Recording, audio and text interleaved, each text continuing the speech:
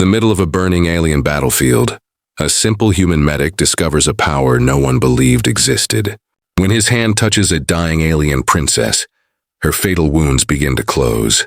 Soldiers freeze.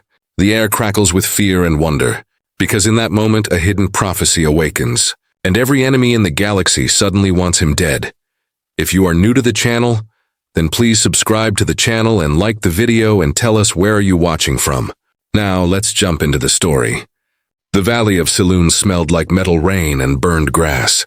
Broken ships lay crooked in the purple reeds, and the sky wore long bruises of smoke. Jonah Mack moved through the wreckage with a medic's steady hands and a heart that beat too loud in his own ears. He had patched people in storms before, but nothing like this. The Zarkith Dominion had come fast, hit a convoy, and vanished, leaving only alarms and quiet. "Check every hull seam," Commander Hart murmured over the link. "Priority on the royal signal." Jonah's scanner showed almost no life. Then a tiny pulse blinked under a slab of curved glass steel. He dropped the device, shoved his shoulder under the plate, and someone else joined him. Metal groaned. They lifted. Beneath lay a slim figure in broken ceremonial armor, skin faintly aglow like moonlight underwater. She was barely breathing. The scanner scrolled red warnings Jonah had never seen. "That's her," he said. "Princess Nira." The wounds were many: cut ribs, internal bleeding, a deep gash across her side. Worse, a toxin coursed through her that the kit could not name. The device flashed a simple message: "No antidote available." "Medevac at 12 minutes, Hart called. "Do what you can." Jonah set a stabilization field and reached for a vial, but his fingers shook. He pulled away the broken armor with care. The princess's eyes opened, soft and bright. "Human," she whispered. "Leave." "They come back. Not today," he said. He tried a Loomis pain dose. Her breathing eased. The scanner kept crying about the toxin. Her glow dimmed with each slow breath. He pressed sterile gel over the worst wound, and rules told him to use tools, not skin. The gel slipped. He steadied it with his palm. The change was small at first. The gray edge of torn skin seemed to soften. The bleeding slowed. The scanner's tone lifted half a note. Nira breathed in. "What did you do?" "Nothing unusual," Jonah said, though his voice said he did not believe himself. He pressed firmer. Under his hand, the torn edges drew closer like petals in a night breeze. Her light brightened around his fingers. He moved to another wound. Again, the same strange mending. "Commander," he called. "Something is happening only when I touch her." Hart skidded to a stop and stared.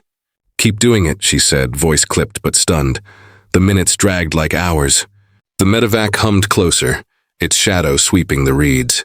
When Jonah tried to lift his hand to help move gear, Nira's breath hitched and the monitors dipped. He pressed his palm back and the numbers climbed. She caught his wrist, not strong but certain. "Do not let go yet," she said. "The renewal answers contact." "The what?" Her eyes swirled with moving light. Old words. A healer from another sky who closes wounds the way dawn closes night. Sirens rose from the ridge. Jonah felt the valley listen. The medevac doors opened with a hush, and Dr. Mira Choi's mask reflected the glow from Nira's skin. "Status. She's critical," Jonah said. "Toxin unknown, and this." He kept his hand on Nira's shoulder. The nearest wound kept knitting, slow but sure. Chief Healer Oren, a tall Loomis elder with river blue patterns on his face, stepped near. "Our oldest songs speak of hands that wake the body's light," he said softly. "We did not think it literal." "Songs or not," Mira said, "we cannot lose her." "Medic Mac, you ride with her?" "Do not break contact." Jonah nodded, and as they lifted into the haze, Nira's gaze stayed on him. "Your name?" she asked. "Jonah," he said. "Jonah," she breathed, tasting the syllables like a promise. "They will hunt you now." The medevac turned toward the citadel. Alarms complained about ships in orbit. Jonah felt a warm current creep up his arm. Not pain, just a slow tide. Nira's light steadied. The valley fell away. The hook was set. He had no idea what he had pulled into his life. The medical citadel rose from the ground like a chorus of glass trees. Human steel met Loomis crystal in clean lines, and the air smelled faintly of ozone, and a sweet sap Jonah could not name. They rushed Nira into a bright theater, where human screens and Loomis strands of living light worked side by side. Dr. Mira Choi scrubbed in with swift hands. Chief Healer Orin hummed a low tone that made the crystal consoles glow. Medic Mac, Mira said. Gown up, but do not break skin contact. We operate with you in place. This is not standard, Jonah said. Nothing about tonight is standard. They draped him and set him by Nira's shoulder. The monitors watched every rise and fall of her breath. Where Jonah's palm touched, the toxin mark softened. Where he lifted, only for a second to adjust, a cold wave passed through the graphs. Nira's fingers closed around his wrist again. Stay, she said. The light listens through you. Why me?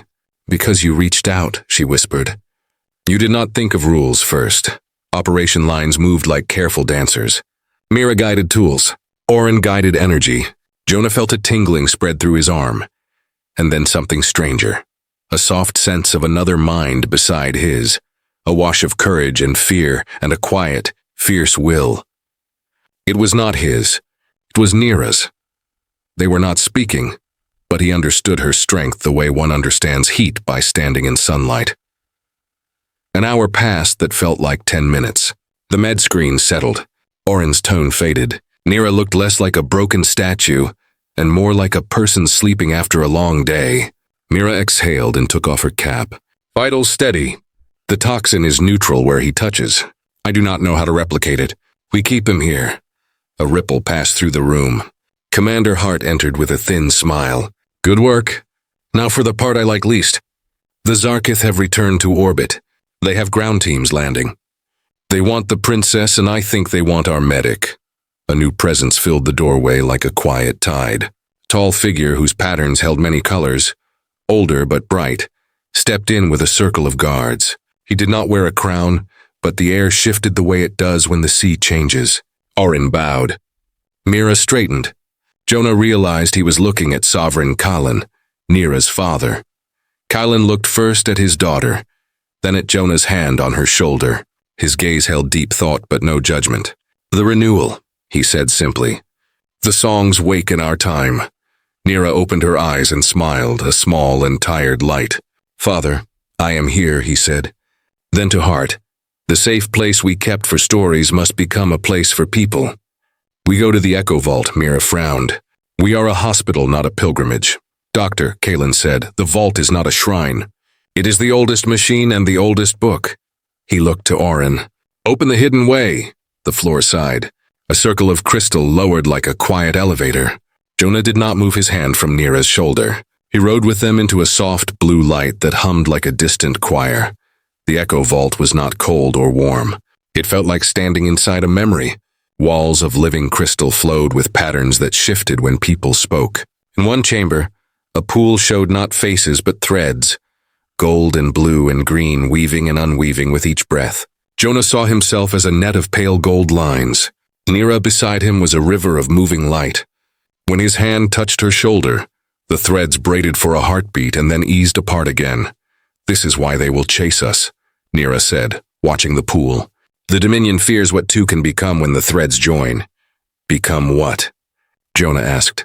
Chief Healer Orin answered with a soft voice. Not a copy of either. A stitch that holds a new cloth.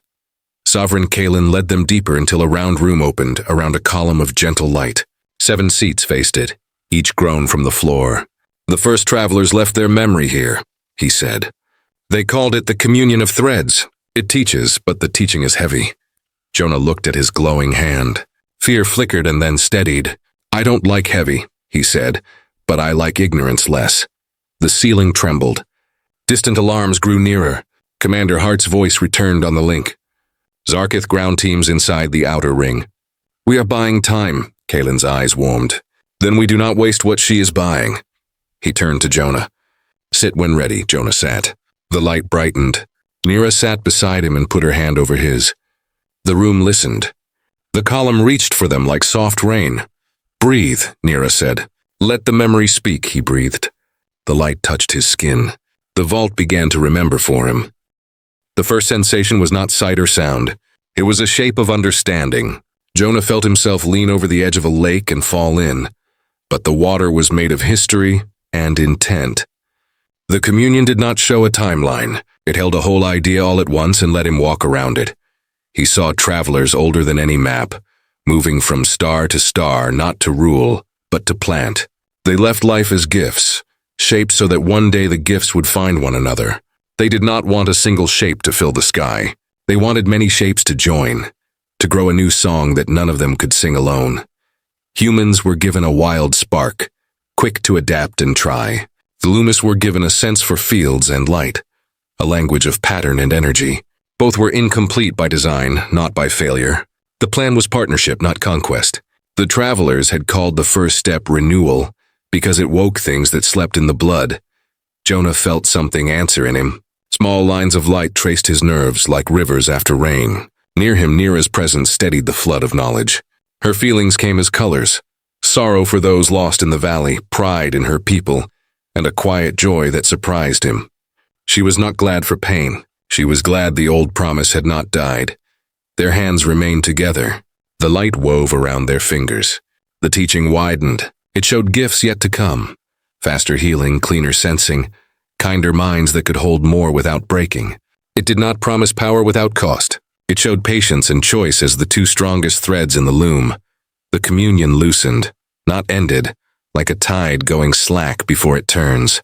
Jonah sagged back into the seat. His thoughts were clearer, not louder. He looked down. Faint patterns glowed under his skin. Not flashy, just there, like constellations below the surface. Nira squeezed his hand. "You see it." "I see enough to know I don't see all," he said, and that felt like safety. The vault shook again. A table of light near the door formed unbidden, and displayed dots moving through a maze of corridors. Commander Hart's marker blinked near a bottleneck. Another marker pulsed the color of the Zarkith. The name under it made Nira go still. "Varos," she whispered. "My cousin." Kalen's face shadowed, grief and duty wrestling. "He vanished years ago," the Sovereign said. "We hoped he was lost at sea, not lost inside." "He knows our paths," Orin murmured. That is how they found the vault, more tremors. Dust like glitter drifted from a beam and hung in the soft light. Kalen looked at Jonah, then at Nira. "The communion gave you a map of what may come," he said. "There is one path faster than the long way. It is called the Heart Bridge. It can speed what has begun in you both. It is dangerous. It asks for a royal gift and one clear purpose." "What purpose?" Jonah asked. "To be proof," Nira said, her voice very calm. "Not rulers. Not trophies. Proof that partnership is not a dream. A living answer to fear. And the gift?" Jonah said, though he already knew. Kalen met his eyes without flinching. "Light needs fuel," he said. "The Heart Bridge draws from life freely given. In our house we carry that duty." "There has to be another way," Jonah said. "There may be," Kalen replied, "but not today. Not with doors breaking." A deeper alarm sounded like thunder rolled through glass. The vault lights narrowed to a path. Kalen led them to a final room. In the center floated a sphere like a drop of sunlight made solid. Everything else was quiet. The quiet felt kind. "We have minutes," Hart said over the link, breath tight. "Hold them if you can," Kalen answered softly, as if to an old friend. He looked to Jonah and Nira. "I will open the heart. You must move as one thought." Nira turned Jonah toward her and placed his palm over her own heart. Her glow brightened under his touch, and his faint patterns echoed it. "Choice first," she said. "No one can hurry your yes." Even now, Jonah listened to his fear. It said, "You will not be the same." He listened to his hope. It said, "Good. Do not be the same as the man who believed he had nothing left to give."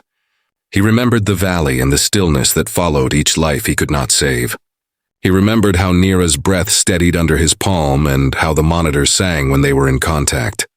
"Yes," he said. The floor trembled again. Closer now. Kalen's smile held pride and ache. "Then let this old house keep its promise," he said, and he stepped toward the sphere. The core was like standing inside a held breath. The sphere of light pulsed in slow heartbeats. The walls were not quite walls. They were moving planes of pale color that made a soft sound like seashell wind. Outside the door, steps pounded and shouted orders tangled with the echo of weapons. Kalen stood before the sphere and touched it with his palm. Lines of light ran up his arm and across his chest, following old patterns that had lived in him since birth. He turned to Nira and Jonah. His voice was quiet and strong, like a bell heard from far across a lake. "The heart listens to love and to promises," he said. "It listens to gifts given freely. It does not answer force. If I do this, It is because I choose to keep an oath made by those before me. Do not carry it as a weight. Carry it as a seed. Neera's eyes shone. Father, child of my light, he said, and the words were simple, not royal. Go on from here and make the world kinder. Jonah wanted to argue. He also understood that argument would be for him, not for Callan. The door shook. Cracks of bright stress raced along its edge. Callan drew a narrow blade shaped from crystal and breath. He pressed it to his chest and then paused, eyes on both of them. Purpose, he reminded them. Say it, Neera spoke first. To heal what fear has broken. Jonah spoke after. To prove that joining is stronger than taking. Callan nodded once. He made his gift. Light flared from him, not harsh, more like dawn poured from a cup. He pressed his hand to the sphere, and the heart woke like a star. For a long breath, he stood inside that glow, and then his body folded gently, his face peaceful, the light of him moving into the sphere's core. The door split. Varro stepped through with soldiers at his back, his own patterns a hard green. The sight of Callan on the floor cut something inside Neera, but her grip on Jonah did not waver. The sphere's glow swelled and reached out as if it knew their names. Now, Neera said. Together they placed their hands into the light. It felt like warm water and bright music and hard work all at once. It hurt in a way that told truth. Change is effort. The glow poured into their arms, across their chests, into the old rooms of bone and blood. Jonah saw constellations come alive under his skin. Neera's rivers turned into a map of whole skies. The energy did not erase them. It braided them. His breath became steady inside her. Her calm became steady inside him. Varro shouted for fire. The first shot streaked toward the sphere and slowed, as if the air had thickened with a gentle will. Soldiers hesitated. Their faces changed as the wave from the heart reached them. Not a blast, but a showing. For a heartbeat, every person in the Corps felt a quiet courtyard, where two children shared stories across a language they did not share. They felt food passed across a table with no price. They felt how fear loosened when someone reached out first. The light around Jonah and Neera softened. When it cleared, two figures stood where they had been. They were themselves and not themselves. Their skin carried fine lines of light that moved to the rhythm of breath and thought. Their eyes held a wider kind of seeing, not power to crush, but steadiness that did not blink. They stood hand in hand. You are too late, Neera said to Varros, voice gentle but sure. It was not a threat. It was a fact. The joining has begun, Jonah added, his voice and hers braided without effort. Varros raised his weapon again, but his hand trembled. This is a trick, he said, though it sounded like he wanted to believe it. Jonah and Neera did not reach for weapons. They stepped forward and opened their free hands. A soft field rippled out, not to knock down, but to invite. It touched the soldiers' thoughts one by one, the way a teacher touches a shoulder and says, "Look." Images rose. Cities where mixed children ran under trees lit by safe lamps. Clinics where a human and a Loomis worked side by side, and laughter made the medicine work faster. Ships that traded songs as well as goods. Funerals where enemies stood together and honored the same brave. One by one, barrels lowered. Varros fell to his knees. His face held anger and relief at war with each other. I thought power could keep us safe, he said, voice rough. I did not know safety could come from trust. Neera's eyes softened. You can still help, she said. Not by ruling, by mending. Outside the vault, the fight thinned. Word traveled faster than bullets.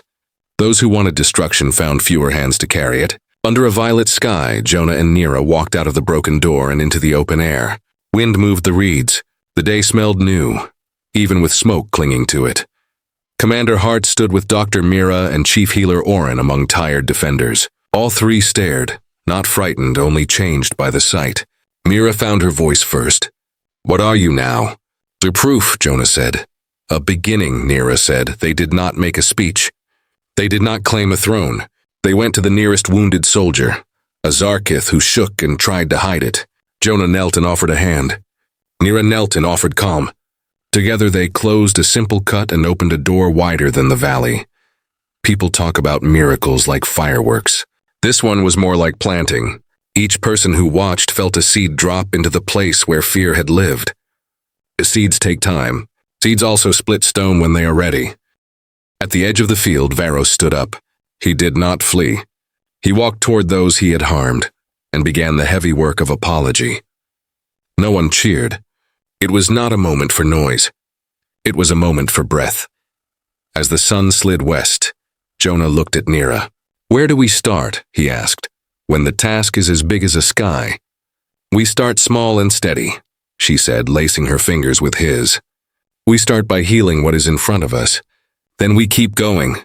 Their joined hands glowed, not bright, only warm, the way a hearth glows when a house is safe. They moved to the next person, and then the next.